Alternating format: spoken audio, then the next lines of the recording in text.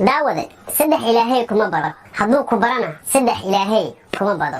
saddex ilaahay kuma baro balwad ilaahay kuma baro hadduu ku barana biilka carruurtaada ilaahay kuma bado.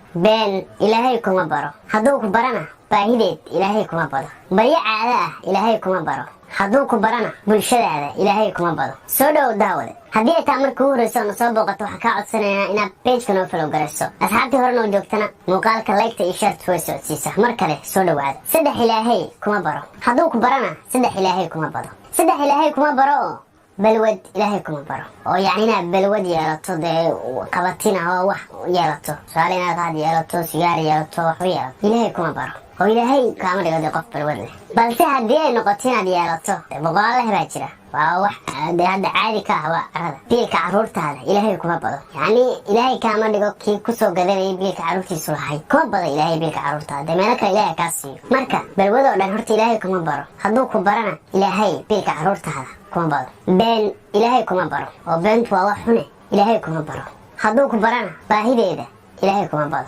been ilaahay kuma baro beenta inaad dee qof beenlooga noqoto oo sida beenta loo sheego xeeladaha beenta loo sheego aad barato ilaahay kaama dhigo dee qofkaas. qof saas been yaqaana ilaahay kaama dhigo.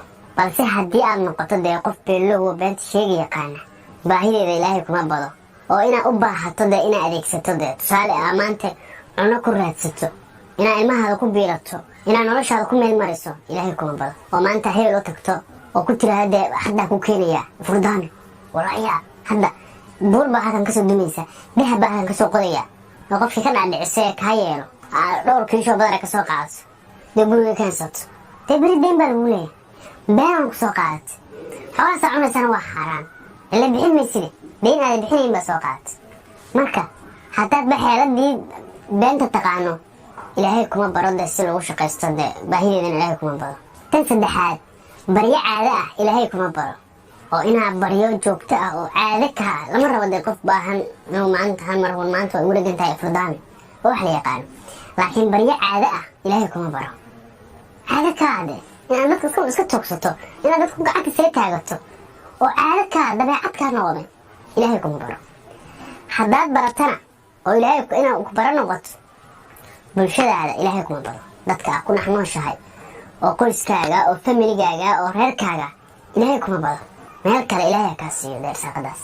tusaale xoolaad leedahay laakiin baryadii caado kaa noqday, dadka ayaa ola tagtay, dadku yaqaana ola tagtay, waxay tiri war haysii wuxuu ku leeyahay soo digo geela iyo loodii ariga leh maxay tahay waxaa dadku weydiisanaysa, waxba kama helaysid waxba kama dheefaysa.